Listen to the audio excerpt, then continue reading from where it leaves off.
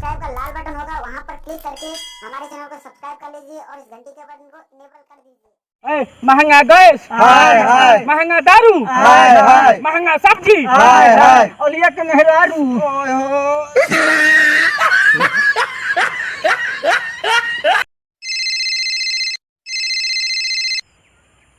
Hello, का रे? काय हैरान कैले बारे हमरा के? हाँ बोल, क्या कह?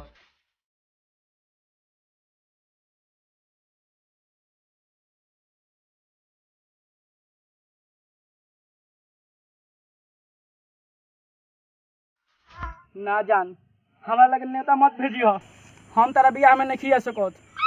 काहे? बाप हो बाप, काहे मत पूछो बाप, एने पिछुआरे लाल कर देले कोरोना में। अब हम फिर से पिटाई के नहीं चाहत। ना ना, रखो फोन रखो। हाँ बोले। सुनाई गीत सुनाई अपन। देखी भाई और बहन लोग, हम रउआ सामने एगो गीत पेश करे जाता नहीं, अगर बढ़िया लगे तो लाइन मार दे। देख रहा के लाइन में लाइट पहले गायक के दादा जब कहबू तब होई, अलग काला सब होई। जब कहबू तब होई, अलग काला सब होई। नाते के बेटा लॉकडाउन में घूमल बनते नहीं थे, सब का हुई रे? काहे जी खिसियाल बनी का? ए सुनी ने कहां जाता नी?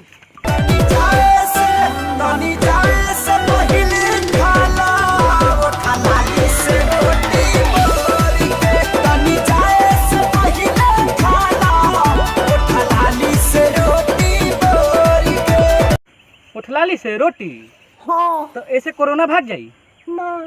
तो उठलाली से क्या खिया उतारे रे? खाना लगा सब्जी नहीं है, भाग गई से।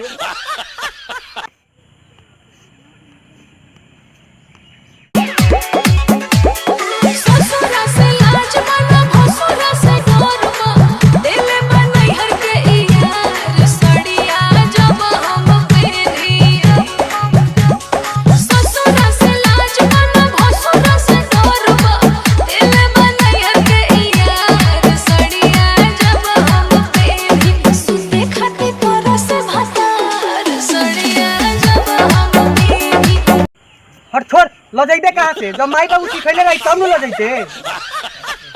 अरे चल जल्दी चलो, सब सामान बेचा गल तब अस्ती अस्ती चल जल्दी जल्दी।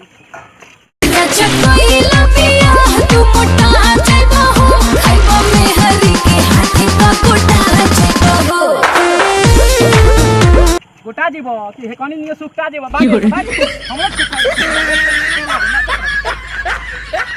पानी बिना सुखता रे हमरो अब हौदी रे भौजी।